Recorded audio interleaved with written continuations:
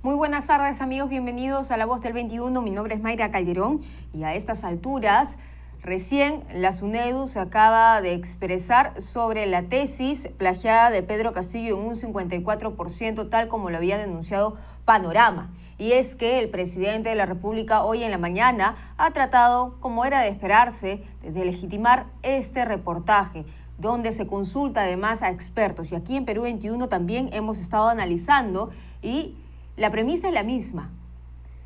Hay responsabilidad compartida, pero vamos a analizar este tema con Andrés Calderón, quien es analista político y además periodista. Le damos la bienvenida en Perú 21 TV. ¿Cómo estás, Andrés? Bien, Mayra, gracias por la invitación. ¿Cómo complica más la situación del presidente esta tesis plagiada en un 54%? Ha salido recién la SUNEDU, hay un comunicado de la USB, donde además le da la razón y aclara que la copia que tiene Panorama a raíz de este juicio es fidedigna, es una copia fidedigna.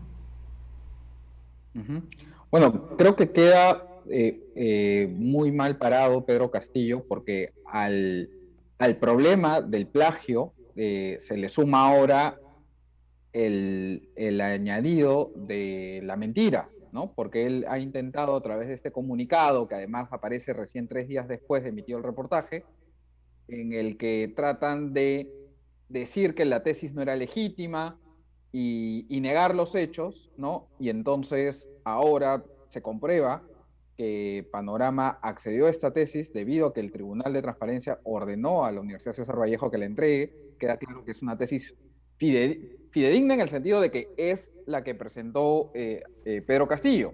El problema está en que ya se demostrará entonces que es un documento que ha sido plagiado y respecto del cual Pedro Castillo trató de escudarse, mintiendo, tratando de dejar mal al programa periodístico que difundió esta noticia, ¿no? Que ya se ve un modus operandi bastante sostenido en el tiempo del gobierno, ¿no? De deslegitimar al mensajero, de atacar a los medios de comunicación cada vez que suena, que sale un nuevo escándalo.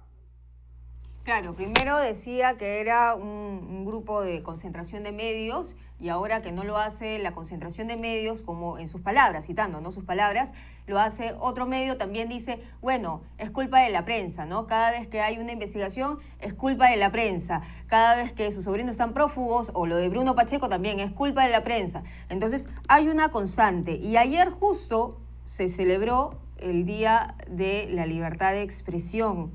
¿Cómo analizas cómo se ha venido a menos este importante pilar de la democracia? Creo que lamentablemente lo que estamos viviendo ahora es el resultado de una serie de acciones políticas que trataron de minar la confianza en la prensa y trataron de retaliar cuando los medios de comunicación realizaban una tarea que los incomodaba, ¿no? Empezó en el 2016, en el que esa fue la actitud del fujimorismo, en la bancada mayoritaria que ellos tenían, pero siento que hemos ido creciendo con el tiempo más escalones de narrativas y actitudes de hostilización por parte de los actores políticos.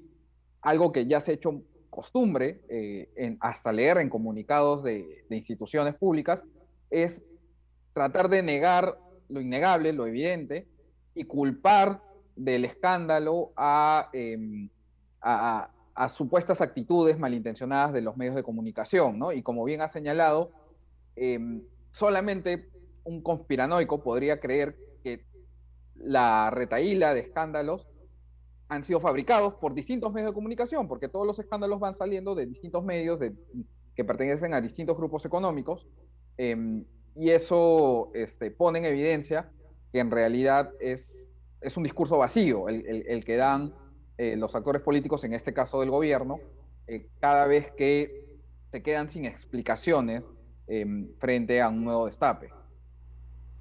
¿Qué nos queda, Andrés? Porque de todas maneras tiene que haber un mensaje, ¿no? Parece que vivimos en un constante de desaliento, ¿no? Queda esa sensación media agria en el corazoncito de muchos cuando se ven este tipo de cosas. Y cuando digo cuando se ve ese tipo de cosas es la libertad de expresión, cuando se mella, cuando se quiere desacreditar a la prensa o simplemente las denuncias que se hace, cuando se citan hechos concretos, ¿qué nos queda a los periodistas? ¿Cómo podemos, desde nuestra trinchera, seguir defendiendo los destapes que realizamos y seguir fiscalizando al poder? Un poder que no quiere ser fiscalizado, obviamente. Bueno, creo que la persistencia en una labor es importante, ¿no? Más allá de los ataques que vayan a enfrentar. Creo que en el caso del periodismo, la mejor forma de responder es seguir practicando buen periodismo, seguir destapando, que dejar que los reportajes y que los descubrimientos y que la cobertura informativa hable por ellos. Sé que hay una caída también en la confianza en los medios de comunicación masiva y eso, digamos, sería miope no reconocerlo, ¿no? Y ahí creo que conviene que los medios de comunicación también reconozcan cuando se equivocan y que lo hagan con la transparencia con la que no quieren actuar los políticos y en este caso específicamente el gobierno, ¿no? Allí donde el gobierno falla y donde muestra opacidad con relación a sus acciones y decisiones, cada vez que el periodismo las descubre, ¿no? Más bien creo que los medios de comunicación tienen que recordar su rol de intermediarios, ¿no? Entre los asuntos de interés público y la ciudadanía, ¿no? Y seguir reportando con transparencia, reconociendo los errores y enmendándolos cuando estos se verifiquen, ¿no? Y manteniendo siempre, ¿no? Esa mirada crítica hacia cualquiera que ostente el poder, ¿no? Las dificultades creo que se están enfrentando ahora no van a amainar probablemente en un corto tiempo, pero si es que se relegitima la prensa, si es que genera más confianza justamente con estos destapes reales, de alguna manera la ciudadanía va a exigir esta rendición de cuentas que el gobierno actualmente le rehúye tanto y al mismo tiempo puede generar que la ciudadanía entienda y revalore la libertad de expresión y la libertad de prensa como pilares de una sociedad democrática, ¿no? Incluso en los peores momentos. Exacto, porque sin los medios de comunicación o la libertad de expresión no se conocerían todas estas denuncias, ¿no? Porque a muchos, o mejor dicho, a muchos expresidentes dictadores no les gustaba. Entonces empleaban esas medidas y hostilizaciones hacia la prensa. Pero vamos, hay otra cosa que yo también te quiero preguntar. Hablando de los destapes, de la tesis de Pedro Castillo, que ya le ha pegado bastante fuerte para responder de esa manera y le han salido a refutar, también tenemos las declaraciones de Karelyn López. Ella se ha mostrado últimamente, no solamente en entrevista con El Comercio, sino también en su asistencia a la Comisión de Fiscalización, se ha ratificado en todos los dichos que viene haciendo en la Fiscalía. Y ella ha vuelto a decir que el presidente es parte de una red criminal y que los sobrinos también estaban metidos en esta mafia de licitaciones a favor de estas empresas chinas.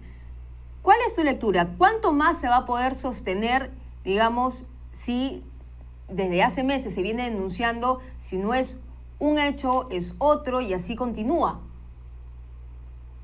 Lo que sucede es que quizás el asunto de las declaraciones de Karelyn López son probablemente el punto más débil de la defensa de Pedro Castillo, porque toca temas de corrupción y toca el entorno más cercano de Pedro Castillo. Toca al Ministerio de Transportes y Comunicaciones, en ese momento representado por Juan Silva, toca a sus sobrinos, toca a este empresario Villaverde y toca al secretario general Bruno Pacheco.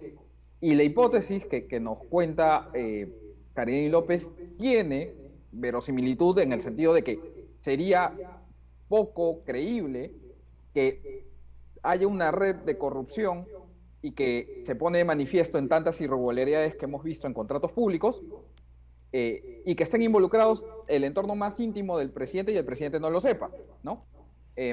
Lo que sucede es que parece ser, digamos, tomando un poco de distancia y recordando que Karelyn López es también tiene un interés por ser colaboradora eficaz o aspirante colaboradora eficaz, hay que recordar que el, el nivel de conocimiento de Karelyn López quizás no sea tan elevado como el que podría tener el mismo Bruno Pacheco o el que podrían tener los sobrinos del presidente que están prófugos, ¿no?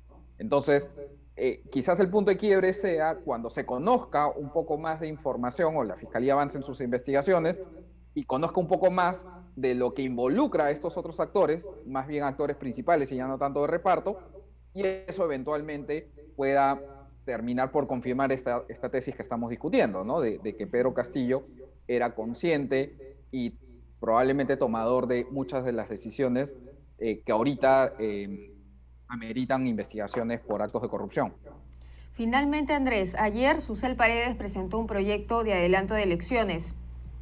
Y bueno, Lady Camones también apoyó esta medida y poco a poco se han ido sumando algunos congresistas. ¿Tú crees que logre el respaldo de la representación nacional, así como están las cosas?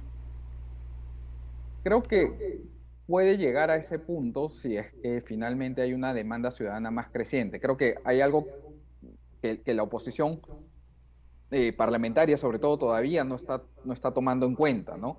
Y es que mientras más inacción haya y mientras menos soluciones o límites concretos se presenten a lo que está ocurriendo, y la mayor cantidad de escándalos viene del lado del Ejecutivo, y si el Congreso no toma digamos, algunas acciones más definitivas, se va a terminar por instaurar, si es que ya no lo ha hecho, la idea de que se tienen que ir todos, ¿no? Y entonces el adelanto de elecciones va a terminar siendo no necesariamente la mejor medida, pero sí la única con la que la ciudadanía va a percibir que se puede salir de la crisis. Yo en algún momento, creo que en una entrevista comentamos, Mayra, que la ventana de oportunidad para el Congreso para hacer una oposición responsable se le estaba cerrando y que iba a llegar un momento en que para la sociedad ya no iba a ser viable que simplemente haya un cambio en el Ejecutivo, sino que se iba a requerir un cambio en el Legislativo.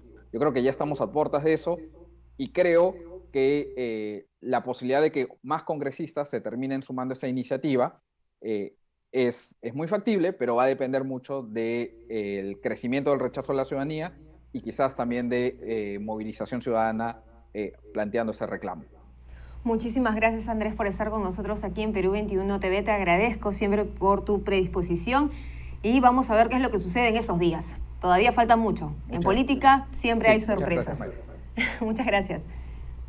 Bien, era entonces el analista político y periodista Andrés Calderón, que nos explicaba un poco cómo iba la coyuntura nacional y qué es lo que tendría que pasar de parte del Congreso de la República. Como él bien ha señalado en sus últimas frases, se le está cerrando la brecha al Congreso de hacer algo, de ejecutar y hacer control político. Sin embargo, ya lo hemos visto, el rechazo de la ciudadanía hacia el presidente, y no solamente hacia el presidente, sino también hacia el propio Parlamento, sigue creciendo. Esta es la información. Regresamos más adelante.